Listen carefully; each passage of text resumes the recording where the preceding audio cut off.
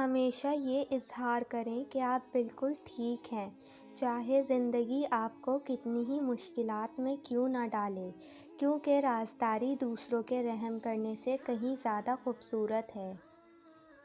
حضرت علی رضی اللہ تعالیٰ عنہ: اپنے دن کا آغاز صدقہ دینے سے شروع کرو، اس دن تمہاری کوئی دعا رد نہیں کی جائے گی۔ اچھی باتیں پڑھنے کی عادت ہو تو اچھی باتیں کرنے کی عادت خود بخود بن جاتی ہے۔ درختوں سے تعلق کا ہنر تو سیکھ لے انسان، جڑوں میں زخم لگتے ہیں، ٹہنیاں سوکھ جاتی ہیں۔ سچائی کی سب سے سچی نشانی سادگی اور وضاحت ہے، جھوٹ ہمیشہ پیچیدہ ہوتا ہے۔ آسانیاں تقسیم کیجیے ورنہ مشکلیں جمع ہو جائیں گی۔ خشک رویہ رکھنے والا اس درخت کی مانند ہے جو پھولوں اور پھلوں سے محروم ہو، نہ بیٹھنے والا کو سایہ دے اور نہ نظر ڈالنے والے کو خوشی پہنچائے۔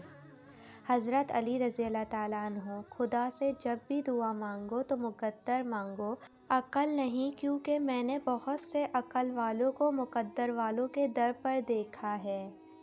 جس انسان میں ذاتی صفات نہ ہوں وہ اپنے لباس سے لے کر اپنے مکان تک اپنی ہر شے کی تعریف چاہتا ہے۔ رشتوں میں مخلص رہیں تاکہ رشتوں کو جیا جائے نہ کہ برداشت کیا جائے۔ اللہ سے گفتگو کی عادت ہو جائے تو سجدہ کیے بغیر سکون نہیں ملتا۔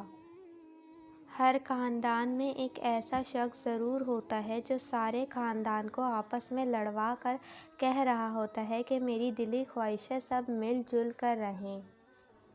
مشورہ بہت سستا ہے، ایک سے مانگو 10 لوگ دیں گے، اور مدد مہنگی، 10 سے مانگو تو کوئی ایک دیتا ہے۔